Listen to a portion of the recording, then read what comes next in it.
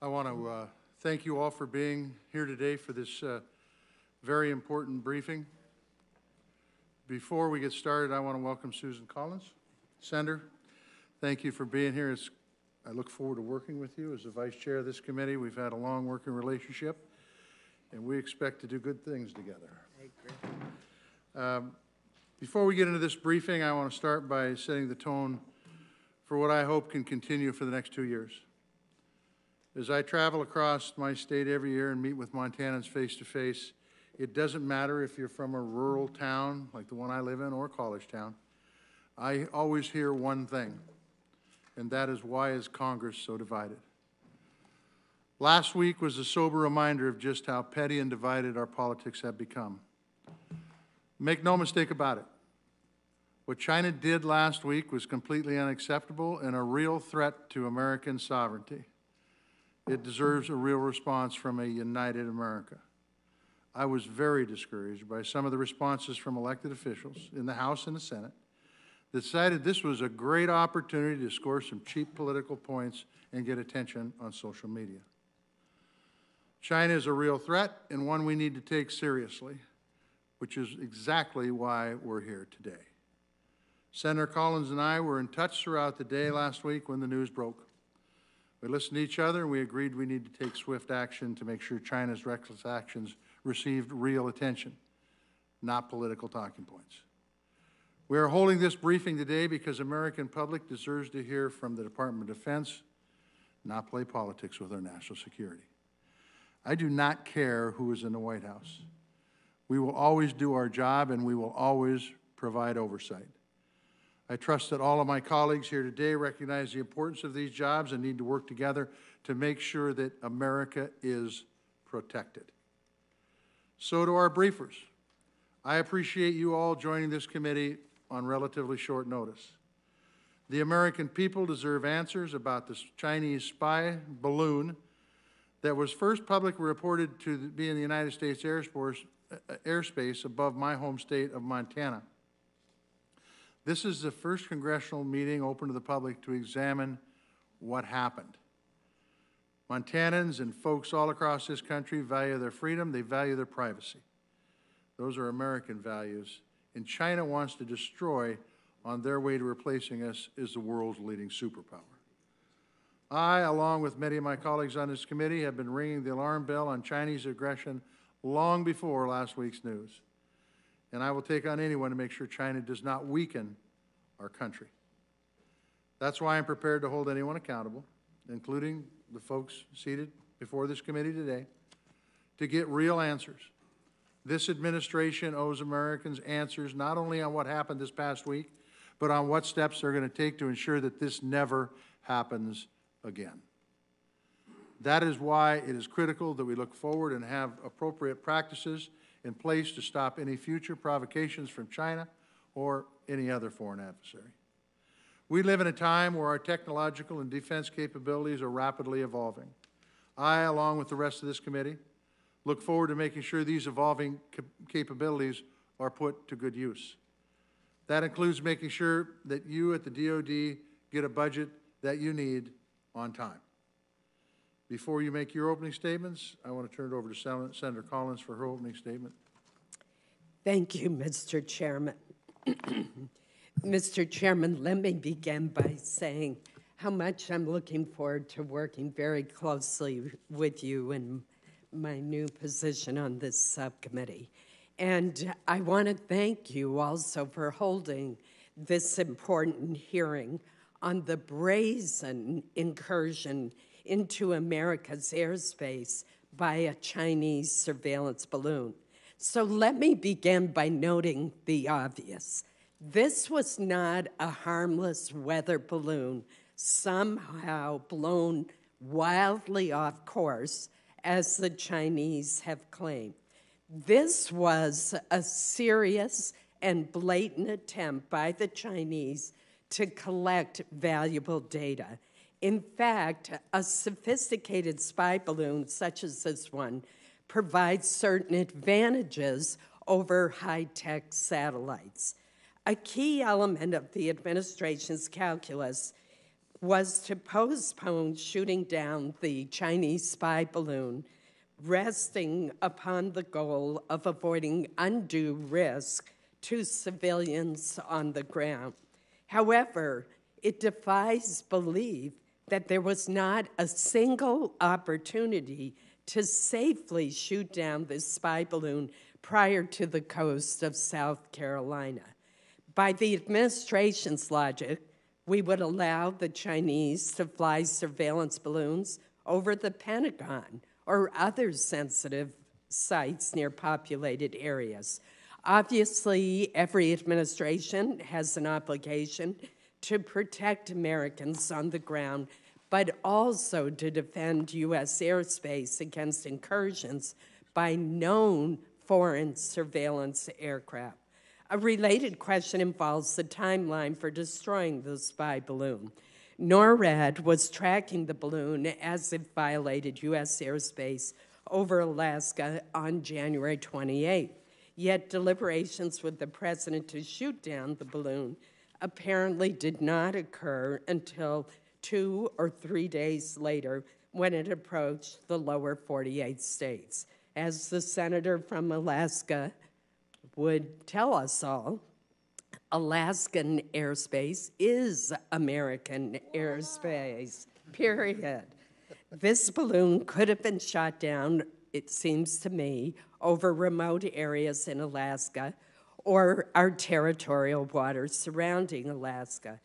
The best way to avoid conflict with China is for President Xi and the Chinese Communist Party to have no doubt regarding the resolve of the U.S. government to defend our territory and our interests. As the Secretary of State has said repeatedly, this incursion violated American sovereignty and international law. In my judgment, U.S. deterrence was weakened when the spy balloon was permitted to traverse Alaska and several other states, including hovering over sensitive military bases and assets. Finally, I share the concerns that the chairman has raised, that there was not a consistent answer. There was also not good communication between the administration and this committee. This incident highlights the ongoing and increasingly blatant threat to the United States posed by the People's Republic of China, which is a pacing threat not just for today, but for the foreseeable future. Ultimately, our subcommittee is responsible for making sure that the Department of Defense has the resources needed to keep America safe.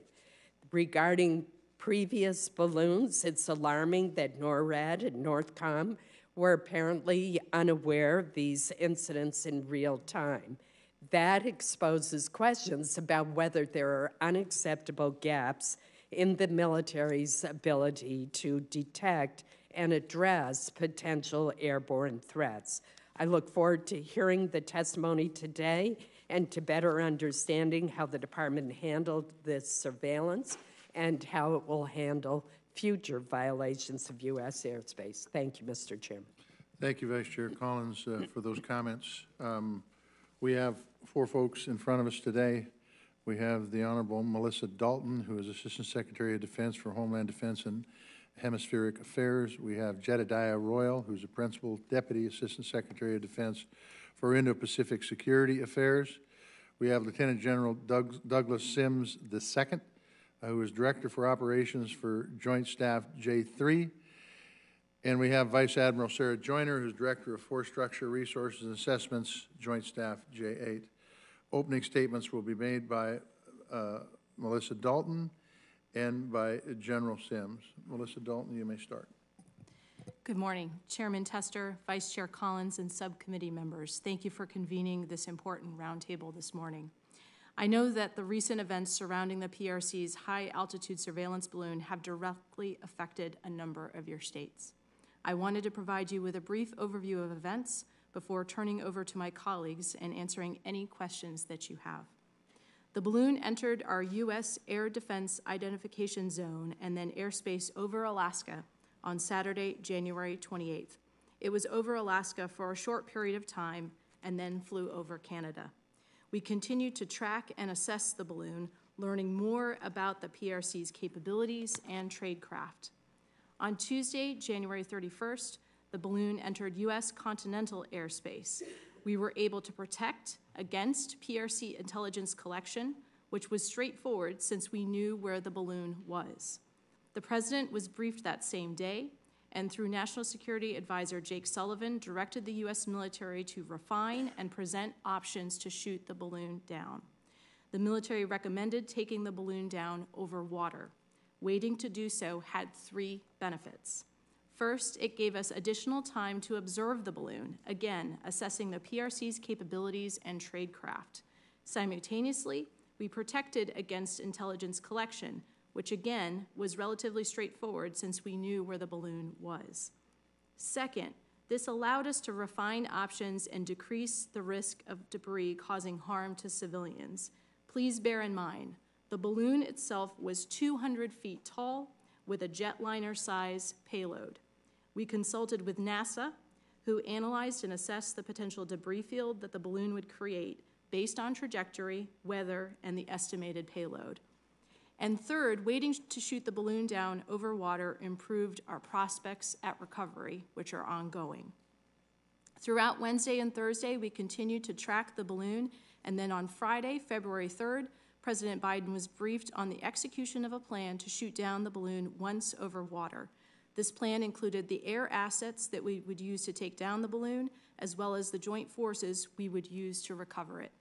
He approved the plan, and throughout that night, National Security staff and the Department of Defense, including Joint Staff personnel, worked to ensure this mission was successfully executed. Throughout the night, as the President had requested, National Security Advisor Sullivan provided him with regular updates. Saturday morning, February 4th, President Biden spoke with Secretary Austin multiple times about the mission, and it was completed, as you are aware, on Saturday afternoon when the balloon was shot down and crashed in the ocean roughly 6 miles off the coast of South Carolina in our territorial waters. Due to rough seas, debris collection began on February 5th. The USS Carter Hall is collecting debris in and around where the balloon came down. The USNS Pathfinder is using sonar to map the ocean floor and search for debris. The Coast Guard is ensuring that the area is kept safe for both the public and our military personnel. The PRC is DoD's pacing challenge, and the PRC's irresponsible actions were visible for the American people and all of the world to see. Ultimately, we were able to collect intelligence from the balloon, we are recovering its contents, and we sent a clear message to the PRC that activity such as this is unacceptable. Pete Asdew Jed Royal is here today to answer any questions you have about U.S. communications with the PRC and Indo-Pacific affairs. We thank you again for convening this morning's roundtable, and I look forward to answering your questions.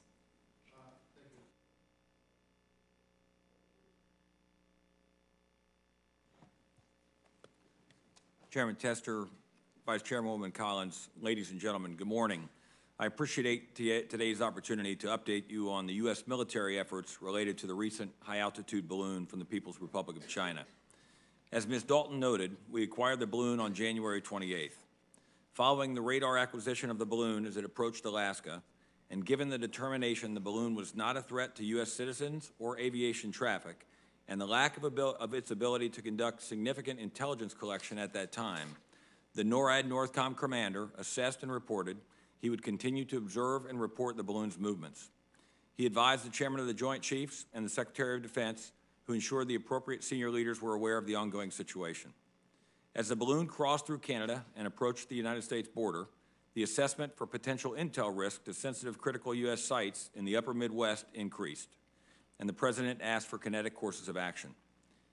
In determining potential options, the risk of Chinese intelligence collection was deemed to be low to moderate, while the risk to U.S. personnel on the ground was assessed at moderate to significant, given the various debris field models combined with potential weaponeering. As the assessment for risk to U.S. personnel outweighed the potential intelligence loss, the recommendation was made to shoot the balloon down over an area that minimized the risk to U.S. citizens. That location was in the U.S. territorial airspace and waters off the South Carolina coast. The recommendation was approved by the President and executed by the NORTHCOM commander using an F-22 Raptor on February 4th. The decision to shoot down the balloon in waters off South Carolina is allowing for the recovery of the balloon and its materials and the opportunity to gain additional intelligence insights on Chinese balloon and surveillance activities.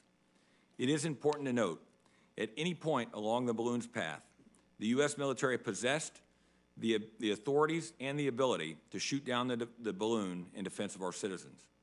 I look forward to your questions and appreciate the chance to be here today. And I should add that Vice Admiral Joyner, the Joint Staff J8, is here to address any resourcing questions, and I'll do my best to cover operationally related items. Thank you.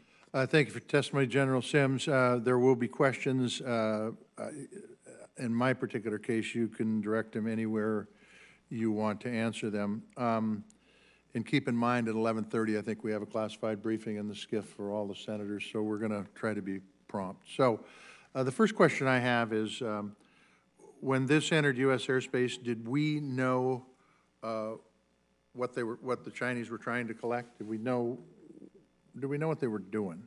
Did we know what they were trying to collect? Senator, thank you for the question. As the NORAD NORTHCOM commander has said, when the balloon entered North American airspace, NORAD had custody of it and was tracking it closely. Yep. As it transited across Alaska through Canada, which is, of course, part of NORAD, and we were sharing intelligence of real time and tracking and assessing with the Canadians. And as it entered the continental of the United States, we were able to track and assess and better understand. I got the tracking, and Yep. I got that. I want to know if we knew what the Chinese were trying to collect with that balloon, with that reconnaissance balloon. Jed, do you want to jump in? Yeah, Senator, thanks for the question.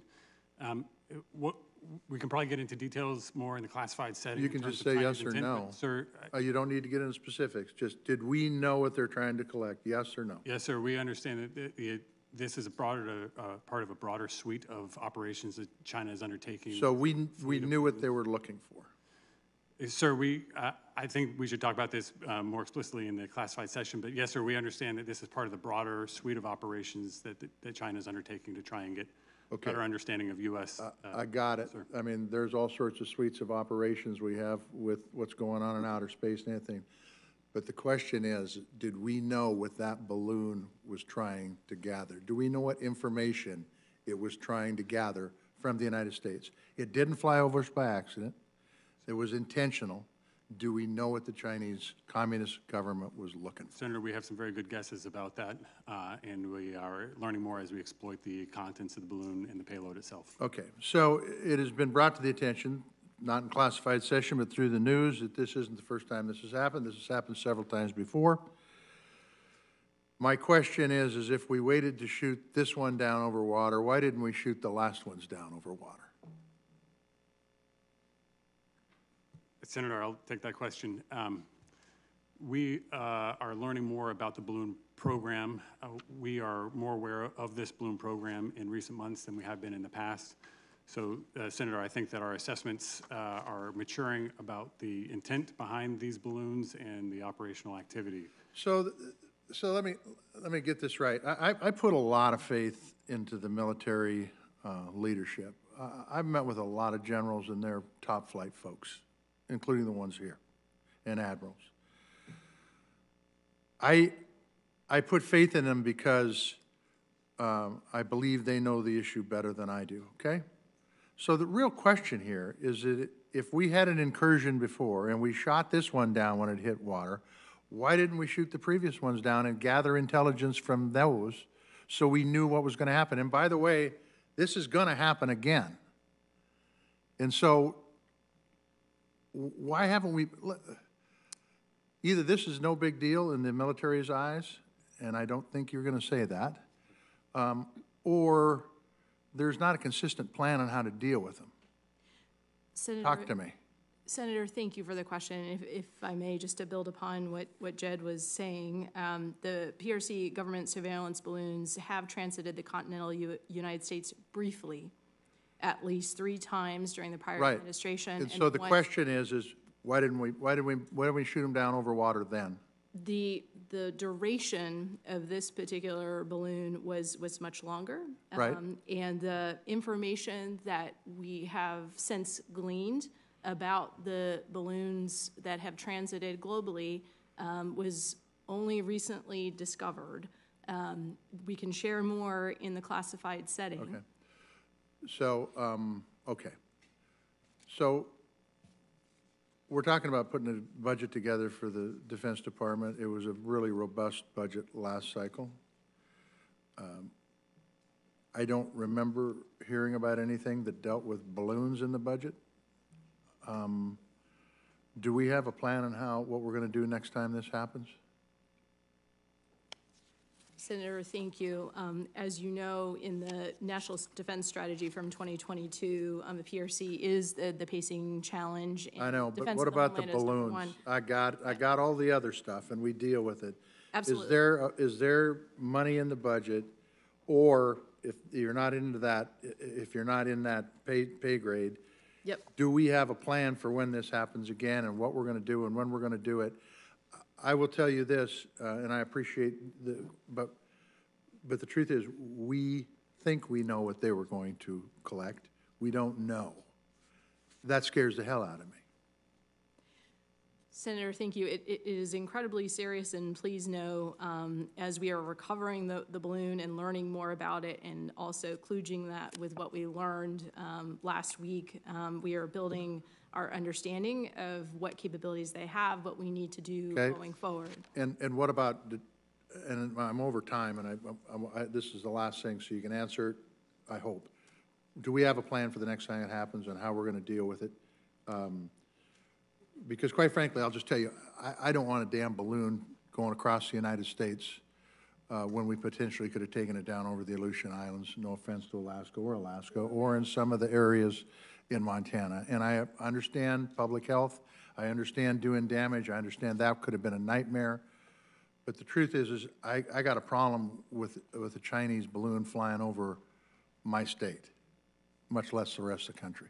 Senator, absolutely. We sent a very clear message to the PRC when we shot it down in our sovereign airspace, in our sovereign waters, that has established that deterrent line. Jed, if you maybe turn to you in terms of communications with the PRC. Yes, thank you, ma'am.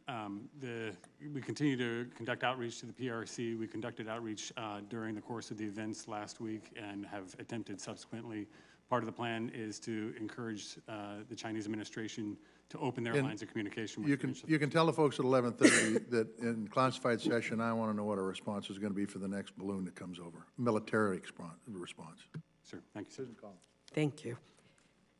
Secretary Dalton, according to your testimony, January 31st appears to be the first time that President Biden was briefed by the Pentagon about the surveillance balloon, which had been violating U.S. and Canadian airspace since January 28th. Are you aware of any existing Department of Defense policy to treat violations of U.S. sovereign airspace over Alaska differently from violations over the lower 48 states? Senator Collins, no, I am not aware of such a policy. Alaska is part of the United States. Then what explains that delay, days of delay? Senator, on January 28th, when the balloon entered U.S. airspace over Alaska, the Pentagon was tracking it very closely through NORAD. NORAD had custody of it, and there were communications with the White House to apprise them of the balloon's Was the president informed?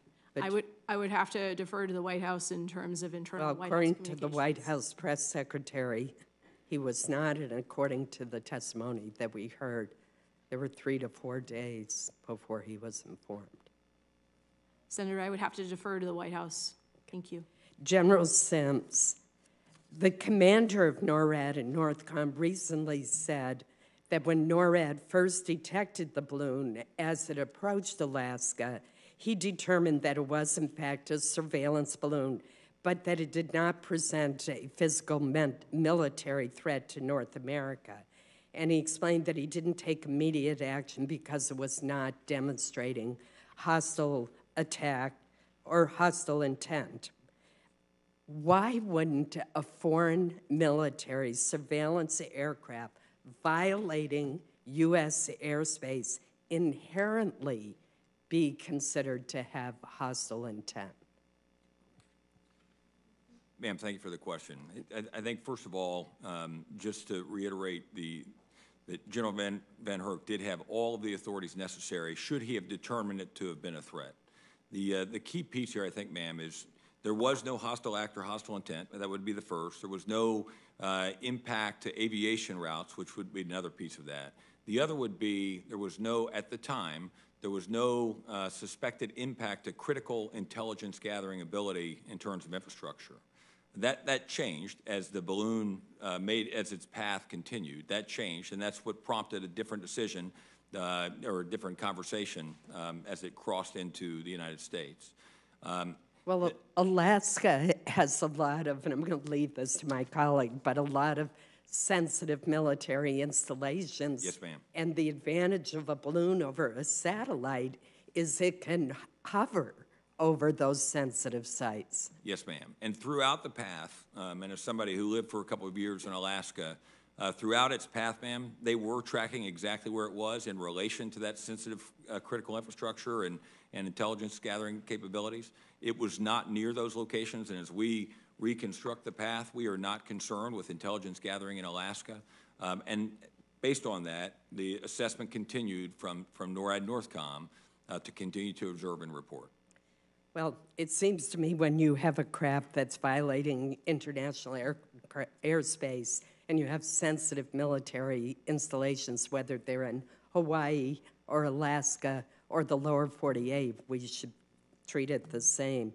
Could you help educate the committee and the public on why China is using balloons and what benefits do they offer over satellites or other intelligence gathering platforms? Ma'am, I don't have a light on here. I don't know if... You still have 40 seconds. Yes, ma'am. Ma'am, thank you. Ma'am, I think what we've learned is that there are some advantages. It can loiter, but what we think they gained was really very minor in comparison to what we think we can gain with low Earth, LEO, with low Earth orbiting. And that went into the conversation as everybody was working through the risk. And as I mentioned earlier, we deemed that risk as it moved from Alaska towards the lower 48. We deemed that risk to change a little. And we also knew that we had the ability to mitigate that risk. And we'll be able to talk to that further in the session following. But just to end, former Air Force General Charlie Moore, who is Deputy Commander of Cyber Command, just has pointed out that if you have a balloon that's moving extremely slowly, you have a persistence that you can't get from a satellite. Senator, if I may, just to add, because we knew where the balloon was tracking, we took measures to protect those sites per established protocols. That included sensitive communications and covering up certain facilities. Thank you. Thank you, Senator Collins. Next, we have the Chair of the Full Appropriations Committee, Senator Murray. Well, thank you very much, Senator Tester, for holding this briefing. And I just want to say that the Appropriations Committee is really lucky to have you at the helm here on the Defense Subcommittee, and I look forward to working with you and Senator Collins in this Congress. I want to start off by echoing what Senator Tester said earlier, and I will tell you, as Chair of the Appropriations Committee, I appreciate all of you coming before us today, but on issues such as this, especially for senators whose states were affected, I expect this administration to be timely and straightforward with information. And more broadly, as chair, along with Vice Chair Collins, I further expect a very robust dialogue with the administration, including the Pentagon and the Joint Chiefs. And through that dialogue, it is my priority to have information shared in a timely fashion to make sure that all the members of this Appropriations Committee have a solid handle on matters impacting this committee and this country. So I want to make sure you all knew that before we started questioning. Let me ask you, one of the aspects of this situation that really concerns me is when you became aware that the surveillance balloon had entered our airspace. It seems to me it is critical we are immediately identifying when something like this balloon is approaching or has crossed into the United States so we can act quickly and appropriately. And that is, of course, especially important for states on the West Coast, many on this committee, who could be the first impacted by these threats. So I want to know, as you tracked this balloon approaching over Alaska, when did you determine the threat, and did you have constant surveillance for the entire time it was in the U.S. and Canadian airspace? Senator, thank you very much for your question, and it is absolutely our intent to provide timely information to this subcommittee and to Congress as a whole. On Saturday, January 28th, we tracked through NORAD that the balloon was entering U.S. Air Defense Identification Zone and U.S. airspace in Alaska. And from there, NORAD had custody, and we were tracking it across the... Did you have constant surveillance at the entire time of the balloon was... Yes, Senator. Okay. Let me ask you, do you think there's any need for additional systems or investments to protect against these high-altitude surveillance threats? Senator, thank you. I'm happy to start there and perhaps can turn to Vice Admiral Joyner as well. As General Van Herk has mentioned, the Department continues to be acutely aware of the need to enhance persistent surveillance of the aerospace and maritime approaches to North America. To that end, we are working closely with our Canadian allies to modernize NORAD surveillance capabilities paced to the current and future geopolitical environment. In the near term, we are taking steps with Canada to augment the existing North Warning System, including development of a new system of sensors called Crossbow that will enhance NORAD's ability to detect approaching airborne threats. Longer-term modernization efforts include, but are not limited to, the construction of the over-the-horizon radars in both the United States and Canada to augment the existing North Warning System and enhance NORAD's ability to perform its aerospace warning, control, and maritime warning missions. Vice Admiral Joyner? Senator, we continue to modernize the existing systems that we have, so that's been an effort that's been ongoing in conjunction with this committee. In 23, significant investments in both the space architecture, which we think is key for future monitoring and understanding of our environment, both within the United States, overseas, and abroad. So, and then undersea as well, investments have been made as well to counter other threats. In integrated air and cruise missile defense, the committees and the Congress directed us to put forward an acquisition lead, and Air Force is now the acquisition lead for that effort.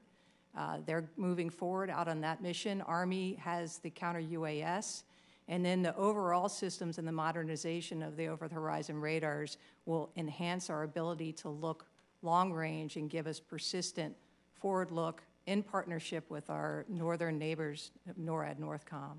So the modernization is important. The existing systems can meet our needs. We continue to maintain and invest in maintaining those systems as we modernize. Well, it is really important that we all have a real clear handle on incidents like this and full situational awareness over West Coast states or the Pacific. So I know we're in open session today, but I hope all of you can brief me and my office separately on the ability and capability to make sure we can adequately identify and determine threats before they are over the U.S. territory. And let me just say this, this incident is greatly concerning to me, not just because of the breach of our airspace, but what it signals about our relationship with China, the strength of our diplomacy and really the state of our domestic capabilities. This Appropriations Committee is going to be taking a very serious look at our approach to our relationship with China, and I look forward to working with Senator Collins and with our colleagues here on this subcommittee and others on that. Thank you, Mr. Chairman. Thank you, Senator Murray. Senator from Alaska, Senator Murkowski. Thank you, Mr. Chairman, and I appreciate that you and the Vice Chair have called this meeting so timely. As an Alaskan, I am so angry. I want to use other words, but I'm not going to. The fact of the matter is, Alaska is the first line of defense for America, right? If you're going to have Russia coming at you, if you're going to have China coming at you, we know exactly how they come. They come up and they go over Alaska. Sometimes they go on the top, sometimes they go straight across, but Alaska is it. And thank goodness the Pentagon, the Department of Defense have recognized where we sit on the globe to take care of the rest of this country. And thank goodness that we have invested the resources to make sure that we have the eyes on the skies and every place else. More fifth-generation fighters sitting there in the state of Alaska. We know that. We're proud of it. Everything that we do to stay focused, whether it's Cobra Dane out in the Aleutians or whether it's Clear Air Force Base that has a long-range discrimination radar, or out in Greeley, where we have the ground-based missile defense, we're ready. We're ready, man. And to the point that Senator Collins makes, it's like this administration doesn't think that Alaska is any part of the rest of the country here.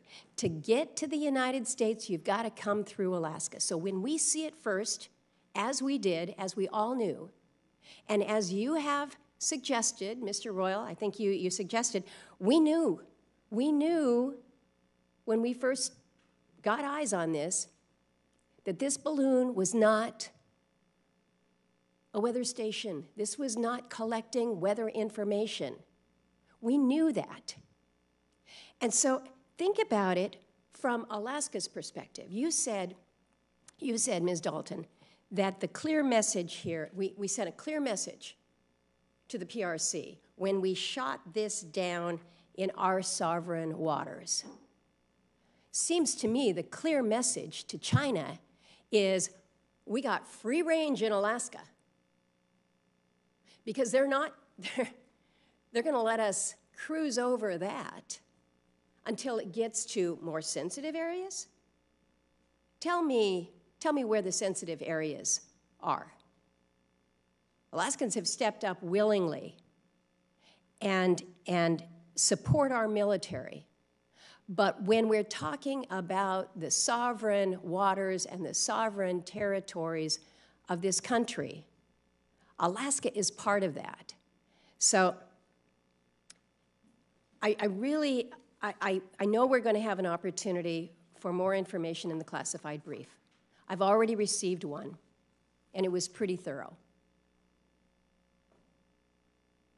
And I think that the American public deserve more than they have seen in terms of transparency about why this spy balloon was allowed to spend 2 days over our waters and over the state of Alaska, the state that is the guardian for everybody else. And you're saying that at that time, there was not a threat to Alaska citizens or assets that we have, and that the risk assessment rose later as it was coming into the rest of the lower 48 there. You know, at what point do we say a surveillance balloon, a spy balloon coming from China is a threat to our sovereignty. It should be the minute it crosses the line, and that line is Alaska. The question that I have, and I apologize that it's taken me this long to get to the question, but I'm really concerned about what we have identified as these data gaps. We know that we have seen balloons previous that were also the surveillance balloons. We didn't realize until later because we weren't able to do the analysis until later. This committee is the Appropriations Committee. If we need to spend the money to make sure that we don't have gaps in our own data, that what we see is clearly understood, we need to know how to fund that. So, Mr. Chairman, I'm over my time. I don't think we'll get the answers that we need here in this subcommittee, unfortunately. We're going to have to get them in closed hearing, but I think people in this country deserve to know why the state that is the first line of defense was not able to keep the rest of the country from being more vulnerable when it came to collection of intelligence as it flew over important installations. Thank you, Senator Murkowski. The Senator from Hawaii, Senator Schatz. Thank you, Mr. Chairman. Thank you, Vice Chair. In terms of the sovereignty of our airspace, is there any distinction between non-contiguous states and the continental United States? No, Senator, there's not. In terms of the sovereignty of our airspace, is there any distinction to be made in terms of international law between a brief flyover and a lingering flyover? Senator, the basis for us to shoot down the balloon where we did had a strong grounding in both domestic and international law.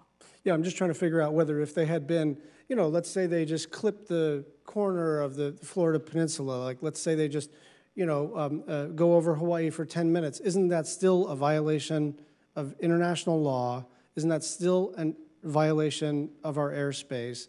And doesn't it merit the same kinetic action that was taken? It is still a violation of our airspace. Is DoD policy changing in this space? Senator, what I would say is that as we learn more about these balloons, there are global activities, as we are able to assess the collection capabilities of this particular high-altitude balloon through the recovery efforts, we are going to be assessing our overall posture and disposition and strategic approach. I respect the need to keep some of this classified, but we all understand that some of the desire to keep things classified has to do with not wanting to disclose to the public things that might be inconvenient politically for the department. And so it seems to me that if we now, and look, I support the actions that were taken, but I don't see a downside to us signaling to any government that any violation of our airspace that is not inadvertent, and certainly any violation that is intentional and has a military component, will be met with immediate kinetic action. And that just doesn't seem to me to be something that, that there's any benefit to keeping secret. Senator, that is not our intent, and I do believe we have sent that signal. This HAB was different than the others in terms of the duration of its flight. But that's what I'm a little, first of all, let's start with this. Did we just set a precedent? I believe we established a deterrent line. Fine. Second of all, is that deterrent line contingent on where they go and how long they linger, or just is it a bright red line called don't come into our airspace? It is when our airspace has been violated, we took action when it was safe to do so, given the risk to civilians on the ground per the advice of our military commanders. Do you expect the PRC to proliferate these kinds of programs? Chad, do you want to take that one? Senator, we understand this balloon program is as I said earlier, a part of a broader suite. We understand that it is connected with a broad range of intrusive action from the PRC with its intent to coerce the United States, our allies and partners. So I've heard two different things in a public setting. One is what the vice chair said, which is the persistence at lower altitudes gives them better fidelity on photos and even, you know, other information. And the other is, look, these things are really deployed because they're cheaper than satellites. So those things seem to be in conflict with each other. My instinct was always that balloons are cheaper than satellites, and that's really what this is about. But are there capabilities that balloons have that satellites don't? Senator, thank you for the question. We'll be able to share more in a classified setting. And when will the damage assessment be completed?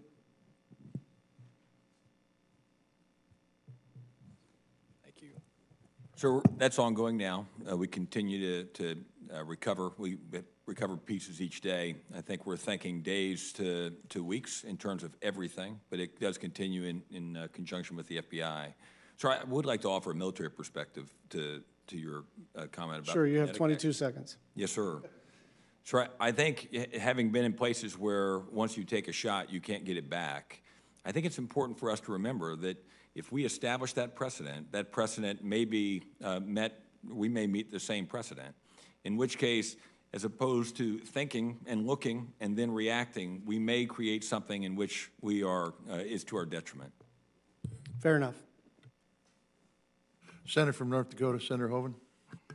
Secretary Dalton, I just was listening to one of your responses and then spoke with Senator Murkowski. If you had the opportunity to shoot the Chinese spy balloon down either over the remote mountains of Alaska or over water near Alaska, why didn't you? Why is it okay to have the Chinese fly some type of aircraft over Alaskan airspace? Sir, let me walk water to land first. The first would be, in terms of the water, General Van Erck again assessed that it was not there was no hostile act, hostile intent, or potential impact to critical intelligence capabilities. More so, he was continuing to characterize the system. And it's for us now, looking back, there is an assertion that we were absolutely certain that it was, in fact, conducting surveillance or intended to go in a certain space, and we'll talk more about that in the next session. But those were thoughtful actions. The other piece I would add, over the land of Alaska, you know, sir, we spend a lot of time, as you know, determining where we will take a shot in combat when we're fighting people who are fighting against us. And we work our way to a near zero probability of collateral damage when we take that shot. Although Alaska is in places not as inhabited as other places, it is inhabited. And at that time, we didn't understand through the modeling, if we shot that, what it would do on the ground. Ultimately, it came back to maybe a 20-mile by 20-mile piece of ground. And without being able to clear that, we wouldn't do that in combat, sir. And I think in this case, we certainly didn't want to take that chance with Alaskans or any other Americans throughout the flight path. So we created a situation now where our adversaries are going to kind of try to figure out what they can and can't fly over our airspace. Well, maybe a balloon. What are they going to try next? UAV, UAS? Or, I mean, is that where we're at now? They're going to all try to figure. I mean, the Russians test our airspace all the time, and you scramble fighters to interdict them because you're saying nothing can fly over our airspace. That's sovereign airspace. So now we're in a new day where our adversaries get to try to figure out what you're going to let fly over and what you're not? No, sir. Sir, I think, and kind of back to Senator Tester's earlier comment, I would say, first of all, we are certainly grateful for the support from this committee and for your trust, sir. I would tell you that throughout this, General Van Erck and the men and women who were serving under him had American safety in mind throughout. And at any moment, had it presented some sort of intent to hurt Americans, they would have taken that balloon out of the sky. It would have happened. I would tell you that is the same should something else happen. General Van Erck, the rest of the military stands ready, whatever threats come. But we do expect that they will assess and report. And in this case, sir, he assessed and reported based on the intent and based on where it was at the time. So there's some things they can fly over or near Hawaii. There's some things they can fly over Alaska, but maybe not over California or possibly over Montana or North Dakota. It's just kind of, you know, you decide based on the circumstance. Doesn't that create a situation where our adversaries are going to test what you think can and can't fly over different, or proximity to different parts of the country on a regular basis? Senator. And is that good? How are you going to prevent that kind of thing from now being tested, you know, even more than you already are? And you're going to be are you going to start making subjective decisions about different types of aircraft and what proximity and where they can fly, what states they can and can't fly over, or Guam, or, you know, pick a spot? This is where it seems to me we're getting into a dangerous place in terms of how this was handled. Senator, if I may, this flight was different than all the rest, and that's why we took the action that we did. To the question of building upon General Sims' notes about why we didn't take it down over Alaska, a key piece of this is the recovery. For us to be able to exploit and understand this balloon and its capabilities fully, if we had taken it down over the state of Alaska, which is part of the United States, it would have been a very different recovery operation. As Senator Murkowski knows, the water depths offshore, the Aleutians, at 6+ nautical miles go very quickly from about 150 feet to over 18,000 feet near the Bering Sea. The winter water temperatures in the Bering Sea hover consistently in the low 30s, which would make recovery and salvage operations very dangerous. Additionally, the northern portion of the Bering Sea has ice cover, which can be extremely dangerous, which would induce additional risk. So again, a key part of the calculus for this operation was the ability to salvage, understand, and exploit the capabilities of the high-altitude balloon, and we look forward to sharing that with you in a classified session and also openly as we learn more. With the indulgence of the chairman, just finishing up here, those are the kind of things I think are important. People want to understand that. People support our men and women in uniform. We appreciate what you do. We owe you our lives, and we are deeply thankful for that. But Americans don't understand this situation, and so they need to understand why the decisions were made that were made, and you know whether or not that is what is best for national security. And just the final quick question is, could that balloon not be forced down some way other than shooting it down? Obviously, we have aircraft that can exceed that altitude, and so that just a final question: couldn't that have been forced down some way rather than shooting it down, which would have, in a lot of ways, been better? You avoid the risk to people on the ground, and you get it intact. Yes, sir. Sir, and we'll talk in the next session, I believe, about some thoughts. We didn't have the ability to capture the balloon or bring the balloon down with a particular munition that we thought would make it less dangerous. And quite frankly, we didn't know where it would go if we were to somehow impact its flight path at that point. In terms of our ability to control it and what it would do if it hit the ground. But that's a great question, sir, and I think we'll address that greater in the next session. Thank you. Yeah, so Secretary Blinken canceled a planned trip to Beijing over this incident. The Chinese lost their balloon that nobody believed was a weather balloon, as the Chinese public has stated. Is in your estimation that this was an error by the Chinese government, or was this planned?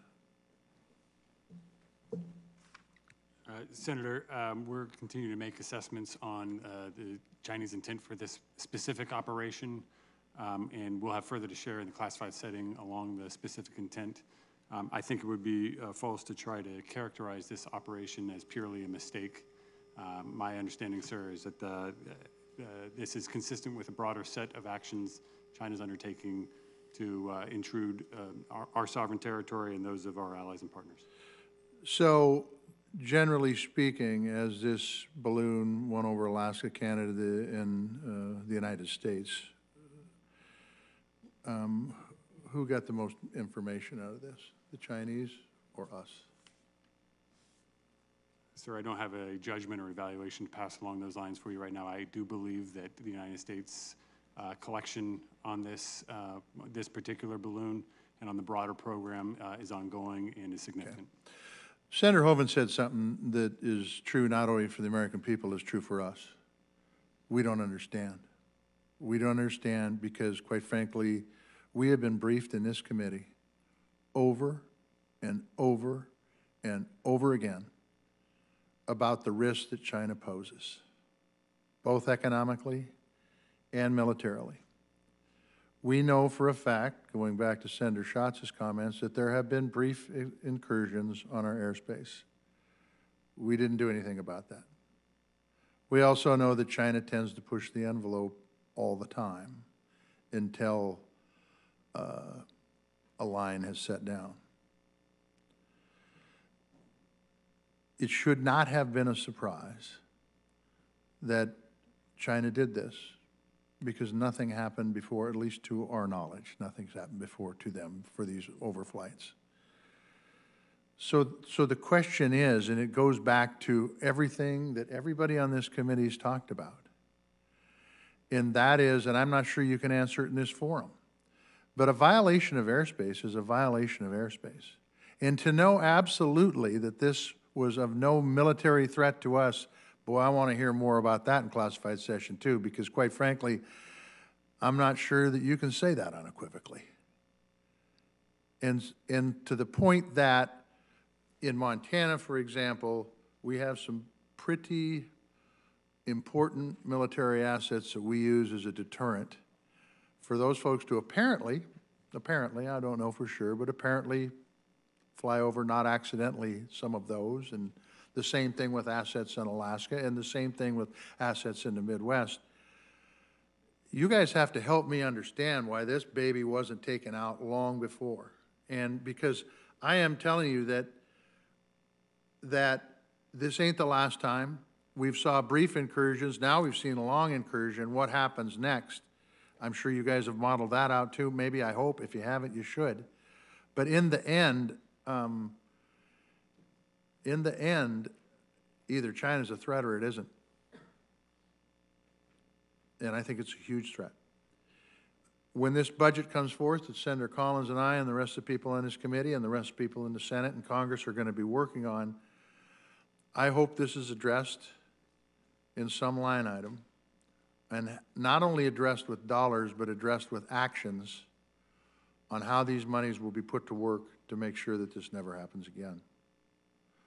Because quite honestly, and I get it, and you guys have a tough job, by the way, and as I said in my opening statement, you guys, the folks who are the military, whether rank and file or the leadership or the salt of the earth, but we really do depend upon you to make the right decision.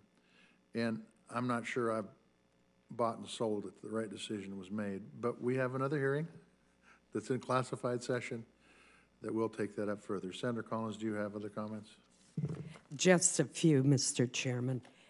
First, I would associate myself with everything that you just said and the other members of the committee. I think you hear great frustration and a great deal of concern about the message that has been sent to China.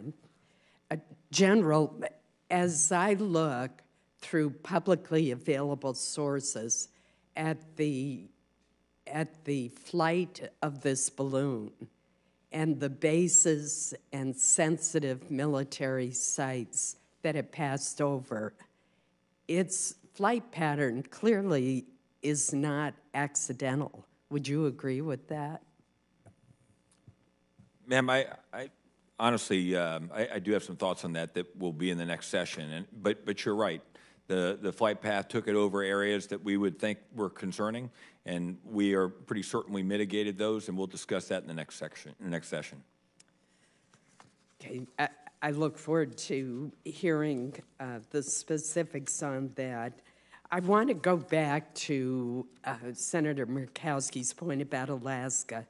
The U.S. airspace over and around Alaska is known as the Alaska Air Defense Identification Zone. It is a huge swath of airspace that includes the airspace over territorial waters, military training ranges, and very sparsely populated areas. And that is why it is so hard for us to understand why the balloon wasn't taken out over Alaska. It's sparsely populated. There are territorial waters. It's a huge defense identification zone. It has bases. It has sensitive aircraft. It has military equipment that is of great interest to the Chinese for the exact reasons that Senator Michalski said. And yet, the statement was made that when the balloon was over Alaska, it did not show evidence of hostile intent. Help me understand that. Why was it there? Ma'am, while it was in Alaska, we were characterizing the balloon. I would tell you, one of the things I think that's very different from our country than, and you can look at historical examples, is we think before we shoot. And in this case, we thought before we shot. And again, we'll talk more about it in other sessions. I think that is something that, as someone who flies around, and Admiral Joyner certainly more than I, that we would appreciate of the rest of the world, that they would think before they shoot. Once you shoot, you can't take it back. Ma'am, I'll be quite honest. As an American, I understand the impact and the unsettling feeling that's here. As someone in the military who sees that the other side of that, I am very confident in the authorities that were granted to the NORAD NORTHCOM commander to make decisions here, that the decisions he made were in the best interests of the United States and our citizens, as were the decisions of our senior leadership, and we'll present more of that conversation in the next session. I'm not implying that we want to be anything like the Chinese government in asking this question.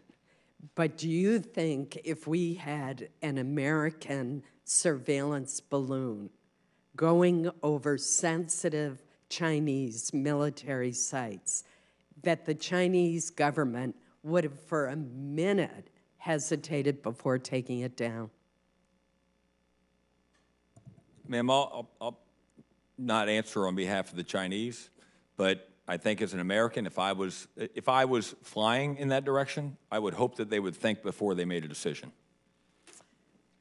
Well, I got to tell you, I would think they would not hesitate if we violated their territorial airspace to disable and take down our surveillance platform. Thank you, Mr. Chairman. Thank you, Senator Collins.